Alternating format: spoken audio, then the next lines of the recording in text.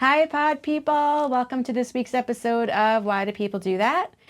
We don't have Heather here today, but don't fear. We have a very exciting guest.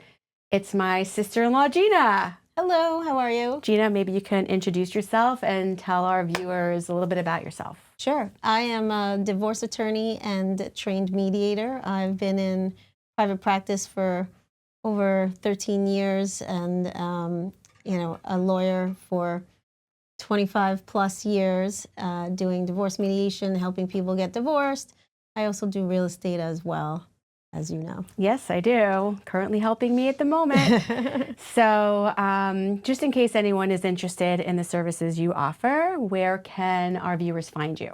So my office is located in Center Reach, New York, which is in Suffolk County in the middle of the island.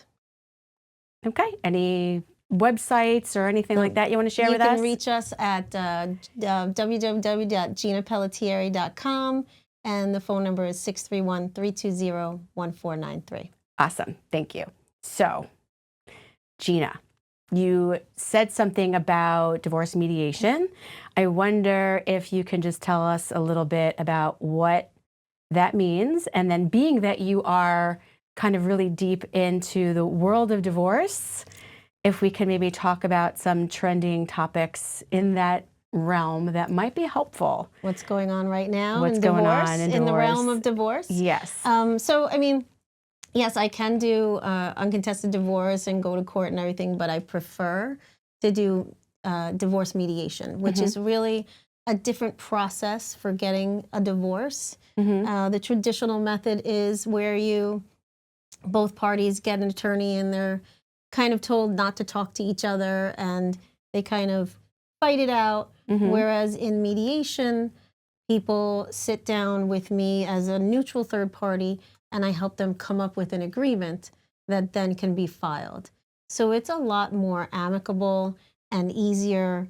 You don't have to go to court. You save time, and you also can make up your own agreement within the guidelines of the law, of course. You have to do things that are legal. So we are still in a legal world. As far as trends that I've been seeing lately, we are close to Valentine's Day.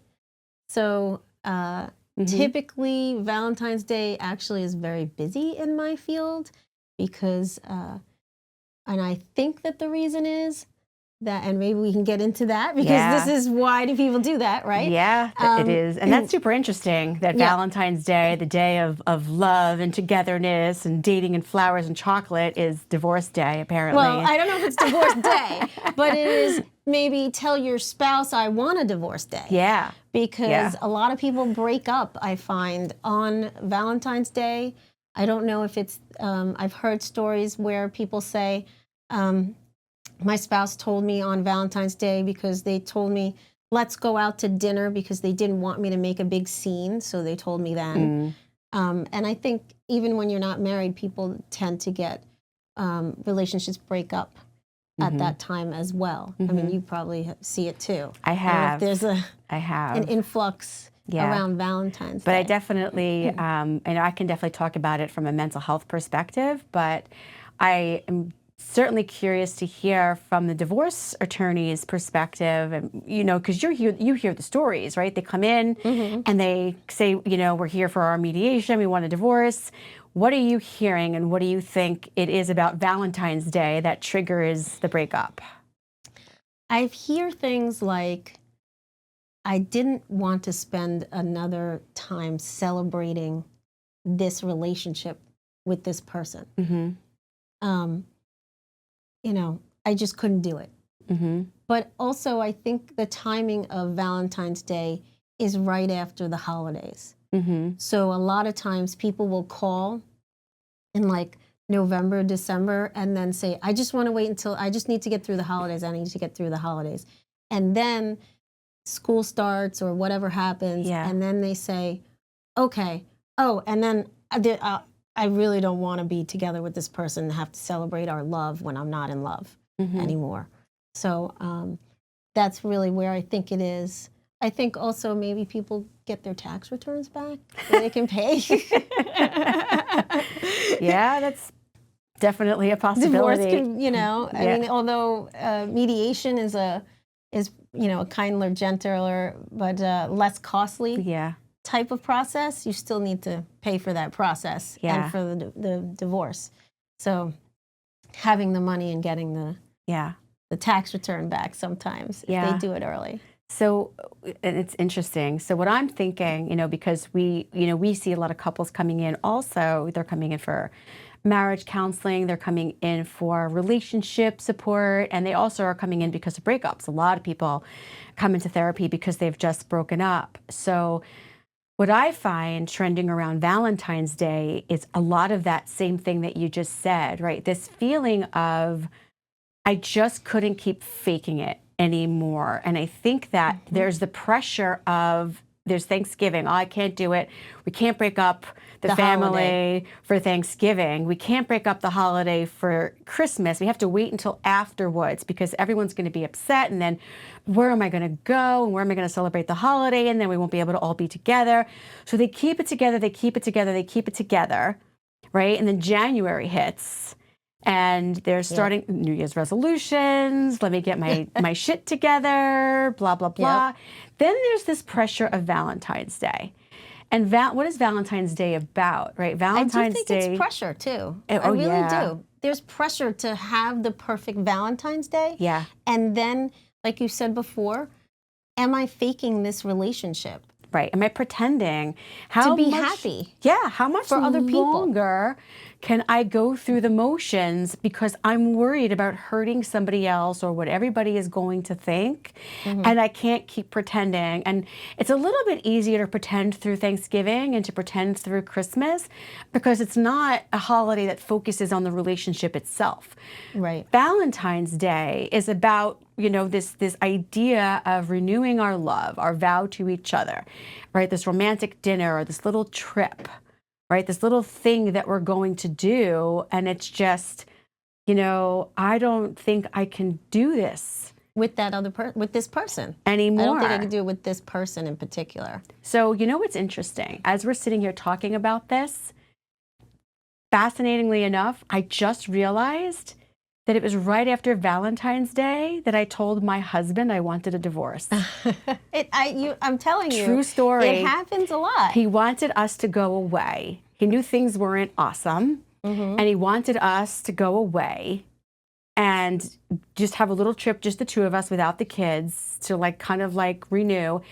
And I remember thinking, I can't do this. do it because then I'm pretending. I can't.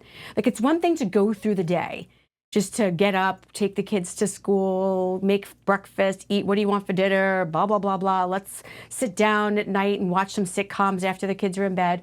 But to pretend to be in love when you're not, I think is so, you get to a point where you're just like, it's now or never. This is my time to say I'm not happy here. There's a lot of pressure around having that Valentine's Day be perfect. Yeah. Yeah. I've heard stories of people who are like, oh, finally we're going to go out to a nice dinner and I got all dressed up. And then they're disappointed. Their spouse tells them it's not. It's sad. I really, because even though I'm a divorce attorney, I believe in love. I know that sounds weird, but I want people to be happy in their lives. Yeah. And I feel that divorce can be a conduit for freedom and for living the way that you should be living. Yeah. I mean, and this goes into maybe another topic that we can have a conversation about that I've been thinking about lately, that I've been seeing a lot, and that is women, men do too, but a lot of times women come in and they're just staying and tolerating the relationship or whatnot for the children because they feel that that's what they have to do as a mom. And they get lost. I mean, I'm also divorced. I'm happily remarried now. But see, divorce can lead to love. It leads, and that's what I try to tell people. You know, if I had stayed in this relationship when we were going to get divorced, I tried like heck to stay in it. And then it took some time to realize when I looked back why? Yeah. Why was I trying to stay in that relationship? And then this other person came into my life, and we're a so much better fit. Mm-hmm. And I'm happy. So I try to express that to my clients, but they don't see past that. And I often wonder, and maybe from the mental health perspective, you can, help shed some light too. Mm-hmm. Why do they feel this? A lot of times, well, that's what moms do. Mm-hmm. Moms stay for the kids. But I look at it and I have to explain, and I'm not a mental health professional, but I see it and I say things like, but don't you think your kids see that? And now this is the kind of relationship that your kids have learned is acceptable to be treated in that manner by your spouse. Is this what you want them to hear and see and do? And then sometimes they actually go as far as to say, if your child was telling me what you're telling me now, was telling you what you're telling me now, what advice would you give them? And the moms are, yeah, you wouldn't want your kid to stay in that relationship. Yeah. Why are you staying in it? Yeah. So you got me emotional here. I'm sorry. Because that was the breaking point for me, right? And that's okay. It's authentic. This is about feelings. But that was the breaking point for me. I thought to myself, if my daughter came to me in this relationship and said, this is what's going on, this is how my husband's treating me, this is what my life is today, what would I want my daughter to do? And the answer was, I'd want her to get the fuck out. Right. I want her to get the fuck out. And so I said to myself, if I'm magical tissues, yay. If I'm going to show my daughter, because we don't know what the future holds, right? I didn't know what the future was going to hold for my kids. So I said, if I want her to learn, how do I advocate for myself? How do I stand up for myself? How do I learn that change is okay? It's by modeling, right? Yep. And so there was a part of me, and I held on for years, and there was a part of me that held on because it was like, well, what if I can't afford this house by myself and then we have to move? What if I have to live in an apartment and then my kids aren't going to have a house to live in? What if my kids are mad that every other weekend has to be with dad? What if my kids, feel weird that, they're one of the only kids at school whose parents are divorced, which is nonsense, That's not by happening. the way. But you write all these stories in your head. What if, what if, what if, what if? And what if I regret it? What if I feel guilty? What if my kids are mad at me? It is the best change of your life. It was. What if? It was. Sorry, you Frank. would not have been able to do but it what was. you're doing. Right. Yeah. You would not be able to be where you are. No. And built a practice, four different locations. I mean, what do you got? And then five different locations. Yeah. Oh, can I be you soon? To be and help all these other people as well. Yeah. I think that all the time. I would not be in this position to help other people. And if you didn't help yourself. Right. If I didn't help myself. And I don't know how many times a week or month or year that I say, hey, have you ever listened have you ever been on a plane and listened when they said, if the oxygen mask comes down, put it on yourself first, because you cannot help anyone else without breathing yourself. So I say it all the time to my clients. And, I sometimes I have to be the mental health professional, sort of, but I know I'm not trained to do that. But I do it in front of both of them. And you'll be surprised sometimes that both of them, both spouses are listening to that. And the one person is saying, wow, it's finally getting through. This is what I've been saying. And maybe that's the reason they're getting divorced is that the one person has lost themselves and they don't have that spirit anymore. Right. Well, that's usually the Themselves. case, right? Like, when I told my husband I wanted a divorce, he was shocked, right? He didn't know you were unhappy. No, he was shocked. He couldn't believe it that I was doing this. And part of the reason he couldn't believe it, I think, we'd have to ask him for sure, but my guesstimate is that I was such a caretaker and such an empath that he just couldn't believe I would do that to him or that I would leave him, right? And, it probably took a lot. That's why years it took so long for me you to bring get there. myself to this Because point. you take it in. And he couldn't believe it. And I said to him, and I'll never forget saying this to him, and it might sound a little bit pompous, but it's the truth. I said, of course you're surprised. Because we're in two different relationships. You're married to me, and I am married to you. Again, sorry, Frank. So Frank and I are very good friends at this point. We've been through a lot, and we're in a very good place at this point. I know exactly what you mean. And he's come very far, and I'm proud of him. But it was not good. It was not good, and he knows it. And so my experience was very different than his experience. And so it took so much for me because I was a pleaser, because I was a caretaker, because I had broken wing syndrome. And I definitely, broken wing syndrome is that tendency to feel like you have to help and fix everybody around you. Okay. So I definitely had, and a lot of women have this. I'm not going to say that I'm sure that no men do, because I'm sure that they do, but it definitely trends more for women.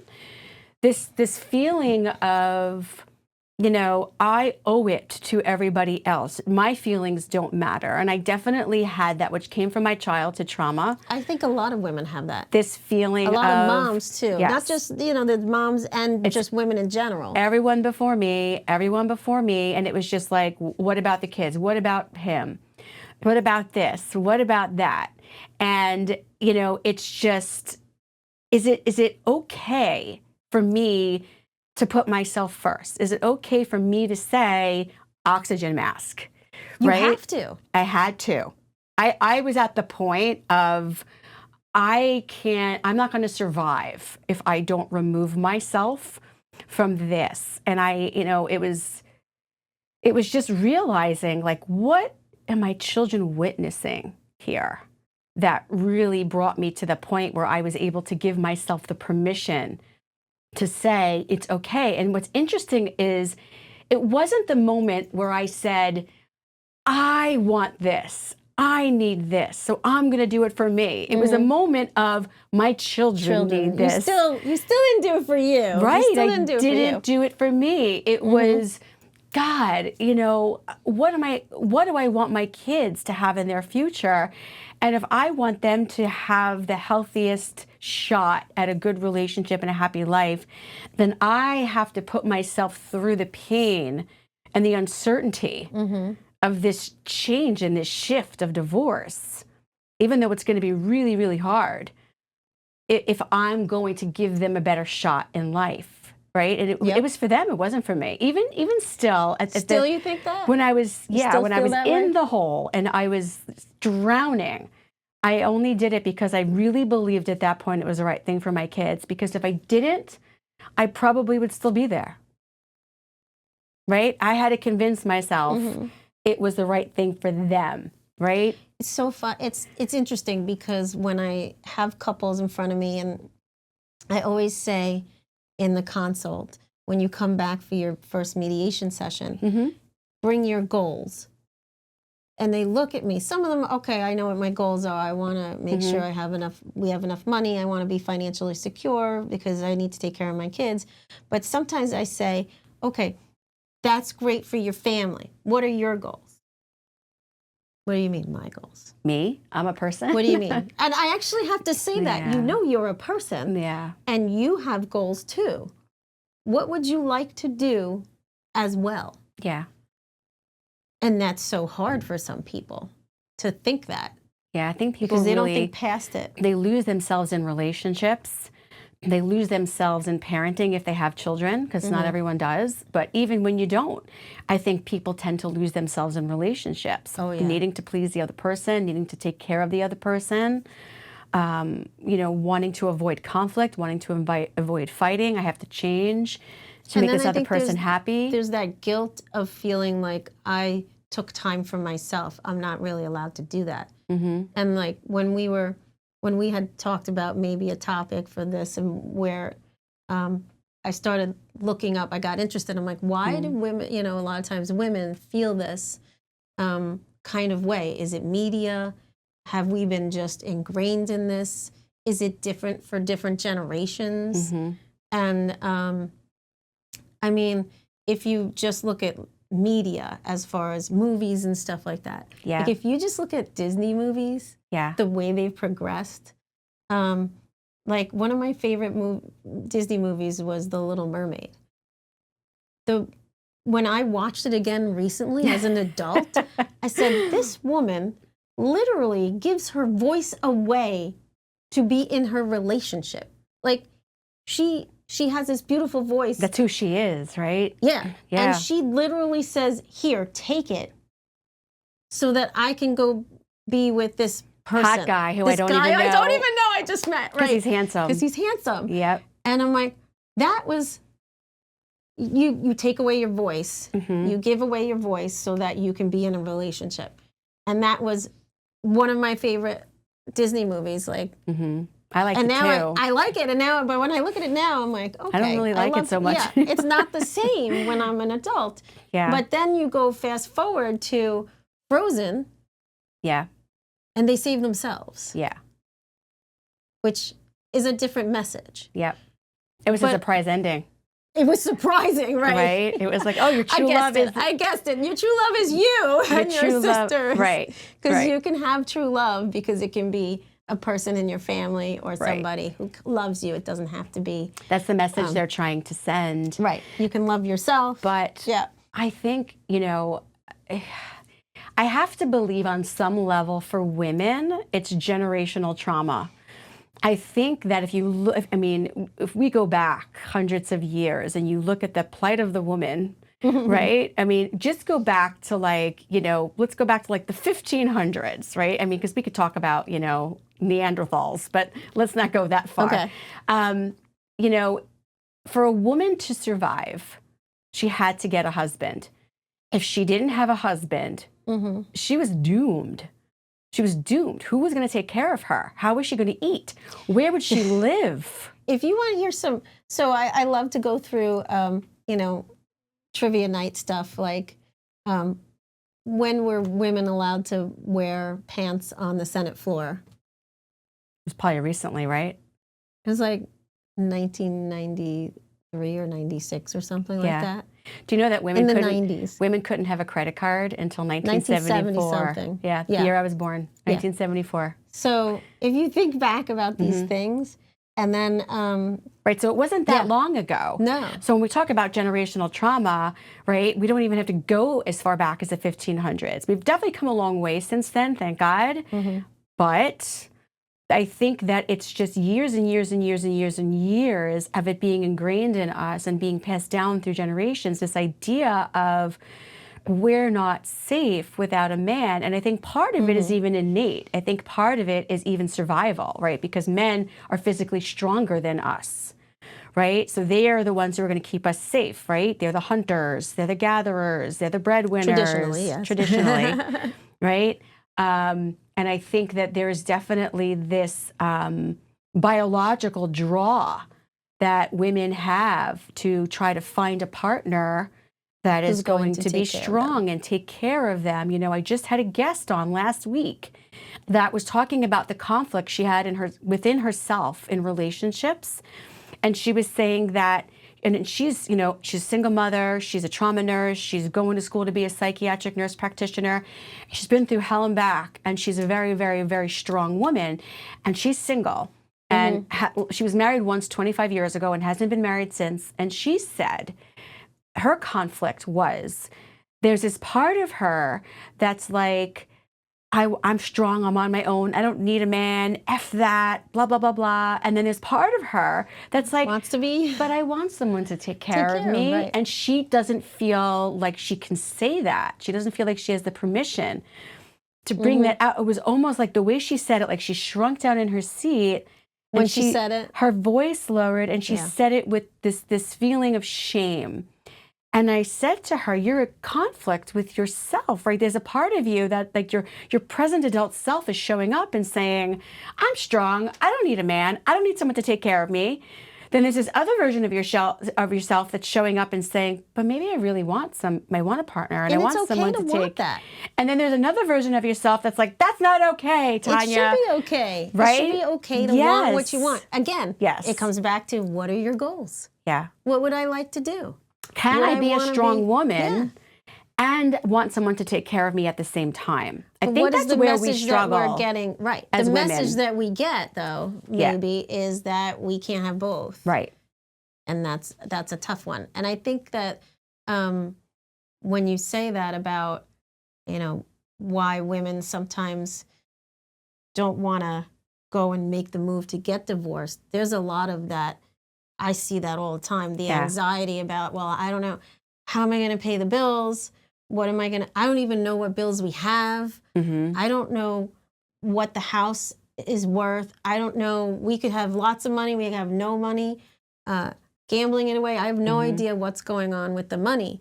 And part of when they come in for mediation, I'm saying to them, look, what we're going to do here is whoever is not educated on that stuff, we're going to put it all down and you're going to learn about it.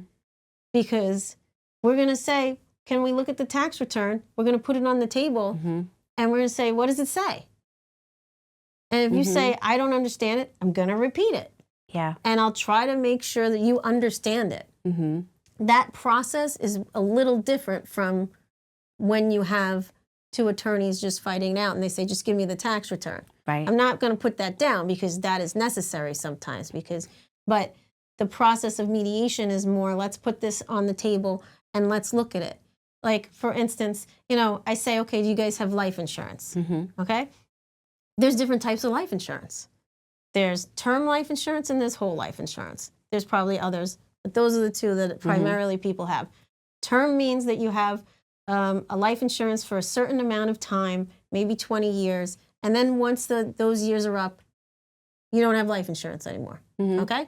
Whole life insurance, you could have it for a term, but a portion of what you put into it and you pay, a portion of what you pay goes into an account. So it's like a savings account. So if you have whole life insurance, you're actually putting money into a savings account.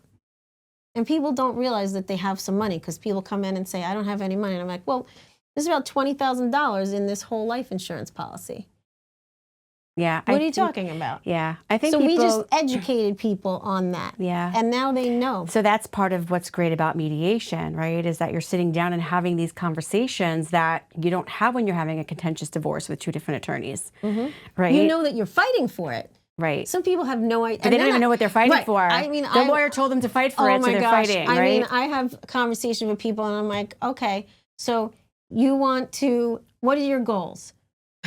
It's one couple. What are your goals? I'm going to stay here the next 10 years. I want to be in New York. I want to stay in the house and, because I can't retire for another 10 years. And the other person says, I want to move to Florida in the next 3 years. And I say, okay, but you just told me that you've been fighting about the fact that you both want to keep the house. I don't get it. And what do you mean you don't get it? I said, I don't get it. One of you wants to stay here and the other one wants out. So what are we fighting about? Why are you fighting over the house? Because they were told to just fight. Both looked at each other and said, what do you mean? Yeah. I don't know. I said, well, then why are we not planning, since your goal is to get to Florida, why are we not planning for how you're going to get there? Oh, that's a good idea. Right. Yeah. just knowing what you want, having the conversation, or communicating. just thinking about it. Yeah, and not being told by other people, right? I think that when divorce is happening, everyone listens to the peanut gallery. Oh, yeah. Oh, you should It's ask the for flying this. monkeys, I call them. Yeah. The flying monkeys are in your ears, Right. flying around, Right. buzzing. Right. So You it's know. a lot of Flying monkeys. I call them the peanuts. It's the same, yeah. Right. So peanut gallery. we all have those voices in our voices. ears. You should ask for this. You should get that. You should get that. But so But you don't even want that. Yeah. Why are you going to fight over Right. that? So it's not about the fight. It's about communicating. It's about saying, you know what, this didn't work. And maybe that's okay. How do we move on, right? How can we move on and be friends, right? I'm friends with my ex. It's better to be friends and move forward. Especially when you have kids. Especially when you have kids. Yeah, absolutely. I don't talk to my ex. We didn't have kids. You don't have anything connecting you, so you could just move on with your lives and never talk to each other again. It's even better. So what do you think goes on for the men, right? We talked about the women a little bit, right? So one of the things I see trending in men, why men tend to stay when they're not happy, is I worked so hard to have this house and to have this and to have that. I'm not giving that away. I'm not moving out of my house. And also, I don't want my kids to think I've left them. I don't want to not live with my children, right? This feeling of I'm losing everything that the woman tends to not lose. Yeah, there's definitely a feeling that as the man, you are not entitled to, and I hate to use that entitlement word, but that I'm not going to be able to see my kids. And for some reason, that is how the societal norm is. Right. And it shouldn't be that way. No. I've gone to, again, not a mental health professional, but I've gone to enough continuing legal education courses that talk about the benefit of having both parents involved. And if you have a daughter, especially having an involved father. Yeah. I mean, the father is the parental figure that she's going to look for in a mate if she's heterosexual and going to be looking for a man. You are modeling what she's going to find. Because, I mean, the joke is that we marry our fathers. I don't know, but we marry somebody who's just like our dad, right? So that parent is super important. And especially in mediation, when people come in, I try to make sure that they hear that. I say that to the couples. I mean, I've had people who are like, I need to have every single holiday and da-da-da-da. And I'm like, so are you saying that this person is not a good dad? Well, no. So then why wouldn't you want them to spend time with your kids? Yeah. Is there a reason? Well, I'm afraid they're going to give them hot dogs all the time for dinner. Yeah. And that might happen. Yeah. It's about that feeling of I'm not going to have control. Things aren't going to be happening my way. I think a lot of it is that fear of how they're going to feel. How am I going to feel when I'm not with my kids on Christmas Day? How am I going to feel when I find out they ate something for dinner that I wouldn't have given them? Right. Yeah. And it's about being able to accept the separation, accept what is, and be able to give up some of that control, right? And allow, your children to have time with the other spouse and to have time with their mom or their dad and understand that that's what's best for them.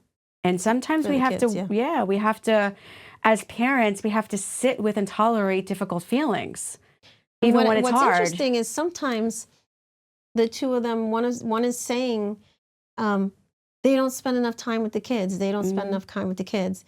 And sometimes it's the dad saying, I want to spend more time, but you're micromanaging or you're saying that I don't do it right. And I'm like, well, here it is.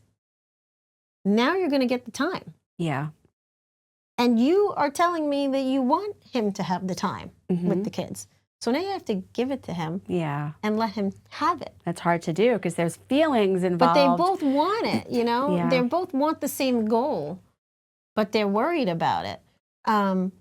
So sometimes, getting that parenting plan together is really helpful. Yeah. For one person who's like, they're going to get more time not staying. They'll get more time with their kids not staying in that relationship because now they have set days that they're supposed to see their kids. Mm-hmm.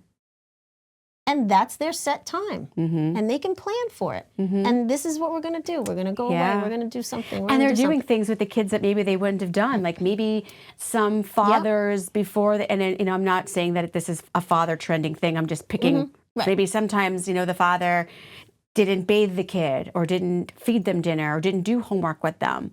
But now because it's their parenting time, they're now engaging with their child in a way that they didn't before. Mm-hmm. And maybe mom has to to get done on their watch. Has to get done. And maybe mom has to accept that it's not going to be happening on her watch and it's not going to be happening her way.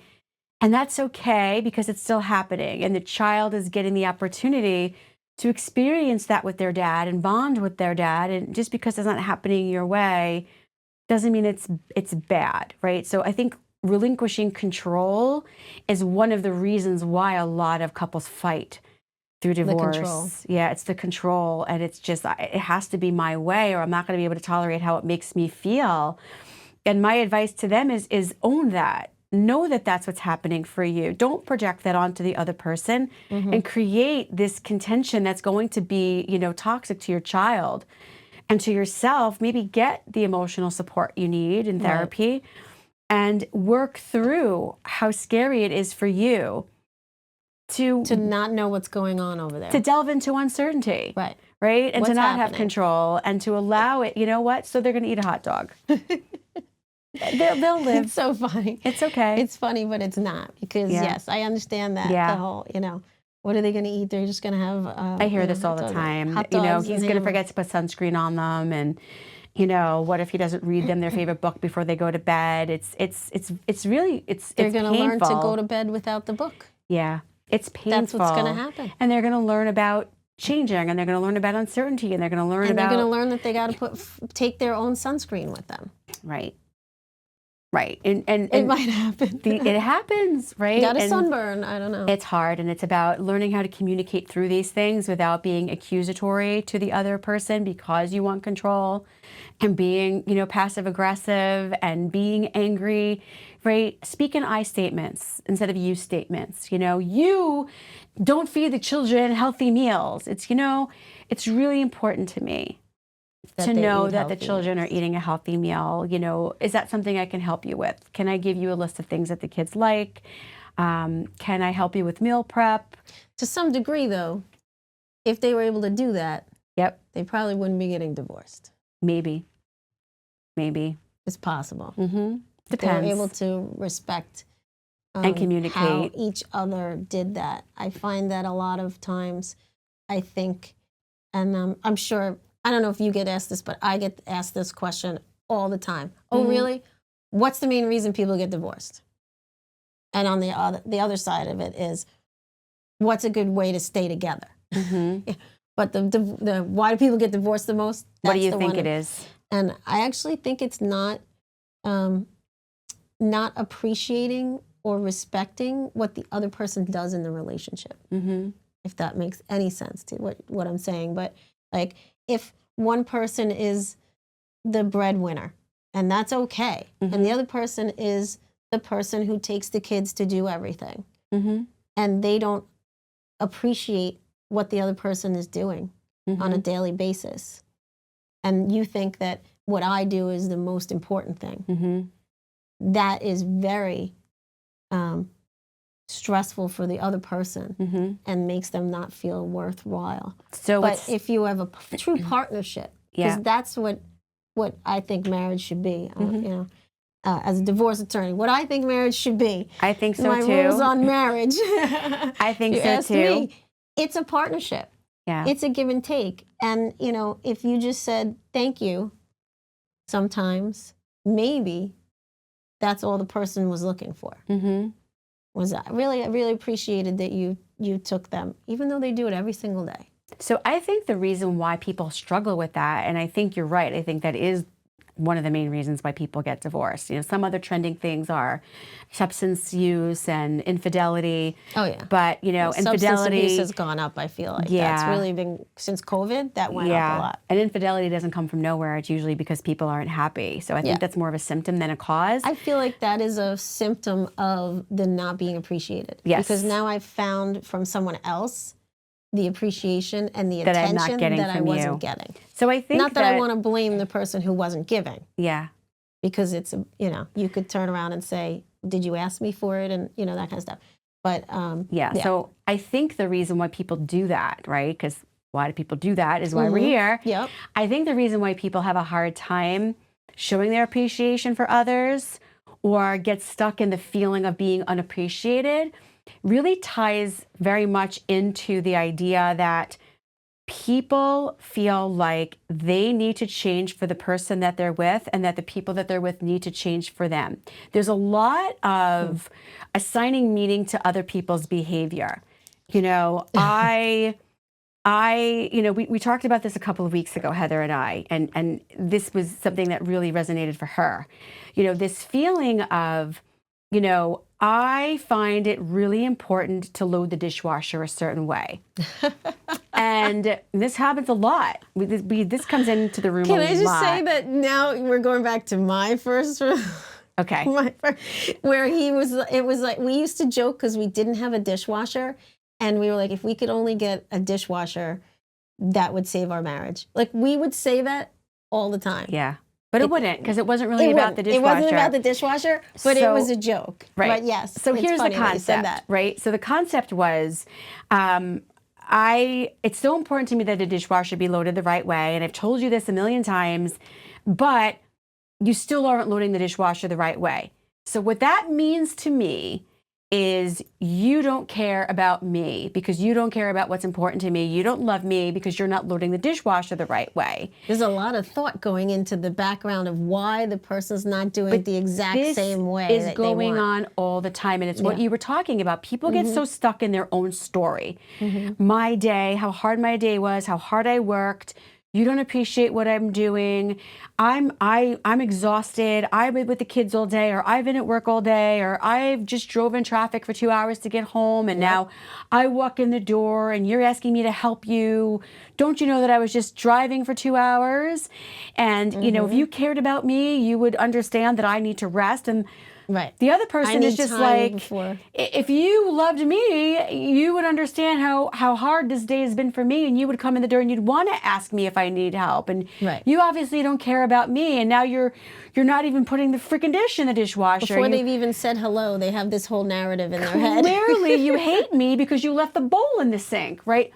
So people are assigning meaning from morning all the time, right? All the cereal bowl, right? All day long, they're assigning meaning to the other person's behavior. I know you don't love me because you were late picking me up at the airport. I know you don't love me because you didn't load the dishwasher the right way, right? You must not care about me because you won't go with me to that Bon Jovi concert. And you know how much I love Bon Jovi. I know you do love Bon Jovi. I do love Bon Jovi. Yes.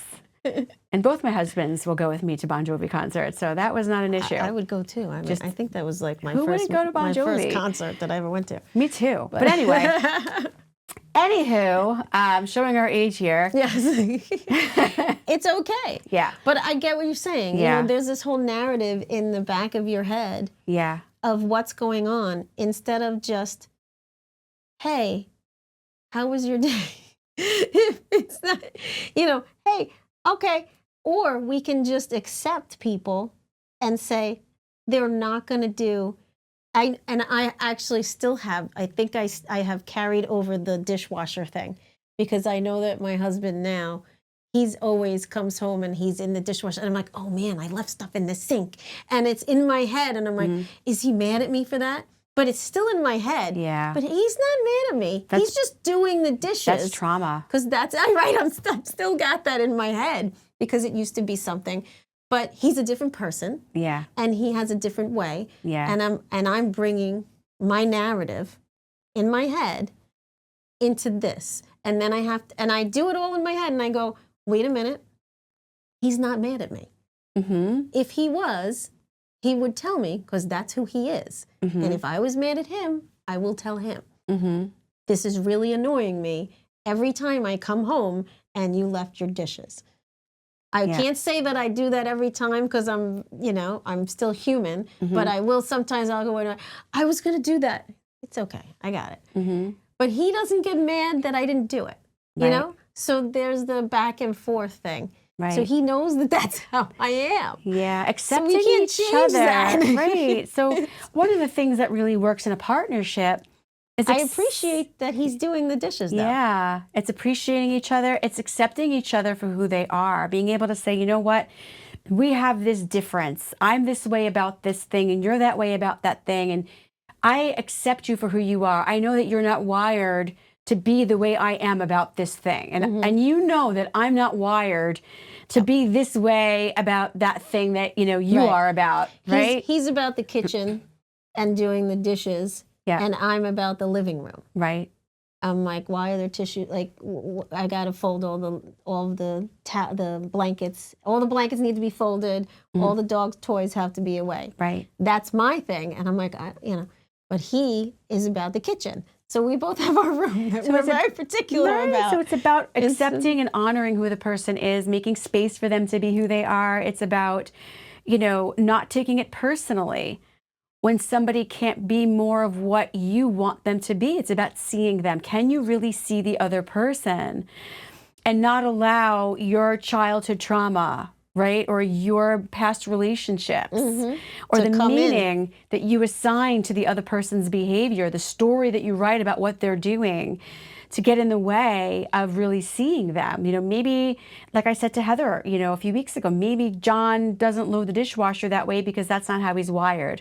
And it has nothing to do with the fact that he doesn't love you. Yeah, I wouldn't think it would. Right? But, But she was just like, yeah, it's not about me. But that was a revelation because this is something that sometimes bothers people. And I said to her, I'm sure do you hear the dishwasher thing a lot? yes. I wonder what it is. Why do people do that? Yeah. Why is the dishwasher I think it's such a big thing? It's about control. It's about and being clean? It's about control. Wanting things to be a certain way. It feels good sometimes for people to load the dishwasher a certain way or fold the sheets a certain way or hang the towels a certain way. Sometimes there are things happening in our lives that we don't have control over. This is in order, though. But this is something that I can control. This is easy to control. I can control this. And so it's important to me. And if it's not that way, then I get anxious. And so I don't like how it makes me feel. And if you're not in line with that and you're not helping me with that, and I have to now have feelings about it, I feel almost like I'm being assaulted by you. Like you're doing something that's giving me anxiety. You're not considering my feelings. Right. You don't care about me. You don't care how that's making me feel. But that's not true. It's not that the other person doesn't care. It's just not who they are. It's also not, to them, it's not affecting them. Right, they don't think about it. It's not how they're wired. It's just, there was something in the dishwasher. It wasn't put in the dishwasher. Right, we have to be able to there. see the other person, right? Like, a good example in my own relationship, right, is I'm a big gift giver. I give gifts all the time, and my husband doesn't. He's not a gift giver. He didn't have great, experiences growing up with gifts, so he gets angry about gifts. Does he really? Yes. He doesn't like giving gifts. He doesn't That's like so funny. receiving gifts. He's just my twin brother. I didn't know that. Yeah, he does not like gifts at all. And so in the beginning of our relationship, it made me sad because, Because that's that's like a love language for you. That's a thing that you like to do. It's a love language for me. That's how I show people that I love them. I think about something that they want. I notice something that they were looking at. And I'm like, I'm going to get this for them. I feel like so you were there for Secret Santa Christmas, right? Yeah.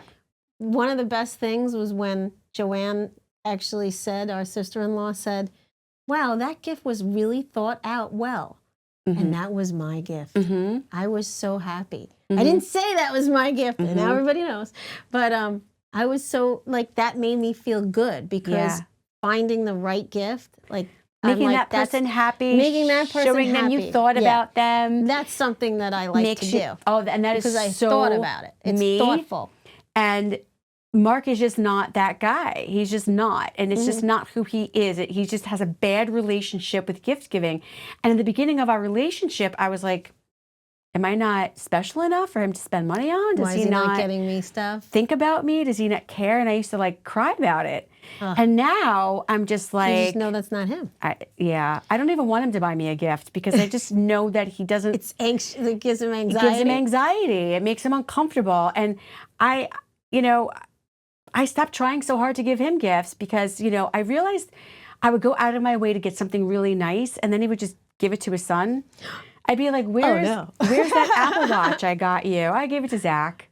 Oh, okay. So you would say the same You didn't thing appreciate what I got you? No, it's not that you okay. didn't appreciate what I got him. It's just that he isn't the receiver of gifts. What's so funny is because my husband he loves to bring home flowers and stuff. And to me, that's like, in the beginning, I was like, what'd you do wrong? What happened? Yeah. Why am I getting flowers? That's from your past relationship. Yeah. Why am I getting flowers? And now I know he just likes to bring them home. I'm thinking about you. He wants to do that. Right. He's thinking about me. You're special, and this is how I show you. So I just have to accept that. Yeah. And that's like, it's kind of hard for me, but, yes. And I like flowers. But sometimes I'll go buy them for myself. But you see what you're doing there. You started writing a story about what the flowers meant. Yep. And then you realized, I'm writing a story that's not what it means for him, so I'm going to accept it. And I'm going to let the story go. Yeah. Right? So it makes him feel good. Other people do is they're so loyal to the story that they write. It's so real for them that even when their spouse says to them, this is just not the way it is. Right. This is not what's happening for me. It's not what it means to me. I wasn't late because I don't love you. I was late because I have really bad organizational skills and time blindness and I can't be on time for anything. Right. Right? That's just who I am. Sometimes people are like, yeah, I see you. I see you. And I get it. It's not about me. And some people can't. They get so stuck in it and they're like, no, it's about me. You're late. You don't care about me. If you cared about me, you'd be on time, and they can't get past the story that they've written. And so, one of the things that's so important in a healthy relationship. That's like getting worse in people now, not being able to see and just accept other people with the way we were talking right before about the article that I was reading about people are getting more anxious and more not angry. Tolerant, meaner, so to speak. People are getting meaner. Is that that because that's happening? Is I think society? so. And then people, that's why relationships are happening like this. There's so much anxiety. Like there's so much stress. And I think a lot of the fighting that goes on between couples is a stress response. And what that means, outside world. What that means is that there's things going on in the world, in their life. It could be, a lot of pressure that they're getting from social media. It could be something happening at work. It could be financial. It could be political. There's so much going on that is bringing in so much stress and anxiety in our world. And I think a lot of it has to do with technology. We are flooded. Constantly on the phone. Flooded. We are constantly on our phones. We are constantly scrolling. There's way too much information being thrown at us all day long. I've gotten to the point where if I'm going to talk to my husband and I see he's got the phone, I'll say, okay, are you playing? Are you working? Or if I start talking to you, are you going to hear me? And he'll say, I'm not listening. Okay. I will walk away. Let me know when you're. But you're evolved enough to do that. A lot of people don't do that. It took me some time. I mean, we've been married like 13 years. Yeah, but people would take that personally. And he just noticed it. That's the funny thing. Yeah. The other day, he just noticed it because I said, okay, and I walked away. And he's like, wait a minute. What did you want to talk about? I'm like, no, it's okay. You're doing something. And he said, but what was it? I'm like, so I just want to tell you that I have determined that I figured out that if you're looking down and you're doing that and you don't respond, I'm not going to ask you 3 times. I'm going to just change my behavior and say, okay, he can't hear me right now because he's doing something and I'm going to walk away. And he stopped and he was like, I do that? He didn't realize that I would ask him 3 times. He's like, because he's in another world, right? I'm glad you brought it. He's like, I'm glad you brought it to my attention. What did you want to talk about? And he like put the phone down, and I was like, yeah. But I never said that to him before. But I had to change my reaction because I noticed I'm like, can I, and I would say, hold on, and I would repeat it 3 times, whatever it was. And I'm like, what am I doing? And I'd get mad at him for not listening to me. But I know he's looking at the phone, right? And it's not So personal. It's not him. Right. He's reading something and I'm trying to interrupt him. Right. That's really what I figured that out. Yeah. But okay, maybe it's something important. If it's something important, I really shouldn't be. And are you listening? So now I actually say, are you listening to me? Right. And if you know what? And if he is in the middle of something, that's then okay. I walk away. That's okay. But now he realized that he does that enough. He's like, but wait a minute, you keep walking. I've noticed that you keep walking away from me. You And have he doesn't something want to that. say. You know what? Let me finish this article and then you'll have my attention. He's like, I'm actually just playing a stupid game, and you don't need to walk away. Yeah. So before we wrap up for today, right? I think it's probably a good idea to kind of just quickly summarize, really most importantly, what do we really want, our viewers at home to really kind of take away from our conversation today? What are really some good key points? And is there something that you kind of really wanted to say that we didn't get the opportunity to say that's really important in terms of divorce or relationships? I think it's important to know that divorce doesn't need to be a terrible thing. It can be a conduit to a better relationship with either yourself or freedom, and as well as with your kids possibly. And actually I've seen people who get divorced and their relationship with their ex-spouse is better. Yeah. So divorce their doesn't lives have to can be happy. An ending. Sometimes it's a beginning, right? And sometimes it is the right thing and it is a win. I mean, I say this to a lot of the therapists that I supervise in my practice. I say the couple coming in for marriage counseling, ideally you feel like you want to help them to work through their issues and stay together. And sometimes that's a win, but sometimes them getting to the point where they realize that they really don't want to be together anymore and they want to get divorced is the win. Sometimes that is the goal and that is the success. It's not up to the divorce attorney or the therapist to decide that. It's up to the couple to decide that. But realizing this isn't working for you and you want to move on, and giving yourself the power and the courage and the strength to take that step can be sometimes the right thing, and that's okay. Yeah. And that's a personal win. The other part is that moms are people too. Yes. Parents are people. And parents are people, and you also deserve to be happy. So if you're thinking about divorce, you should really think about what your goals are in your life for yourself and your family. And have that in mind. Yeah, I think taking all the what ifs, whether it's about your children or about what's going to happen to your spouse, I mean, even that, the guilt.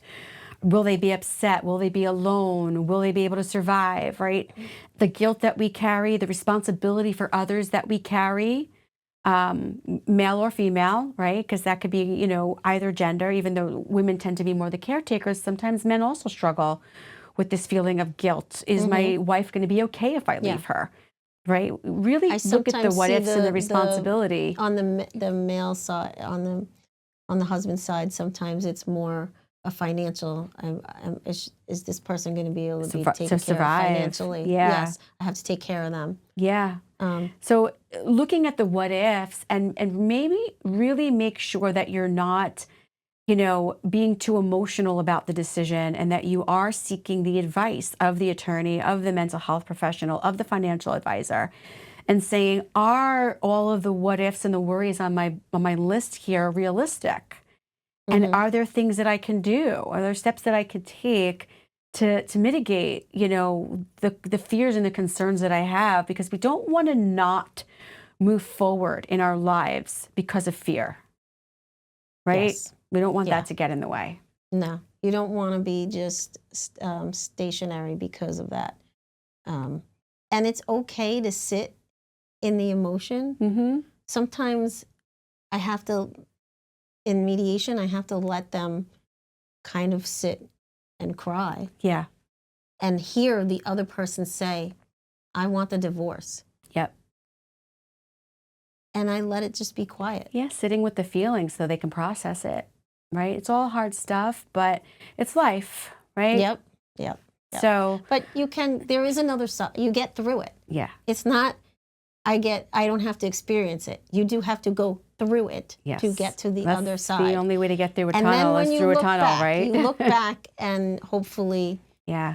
you realize that this is probably the good decision. that you Feelings made. are temporary. Feelings are temporary. They always pass, but we do have to go through them, right, to get to the bright side of things. And so sometimes we have to remember that.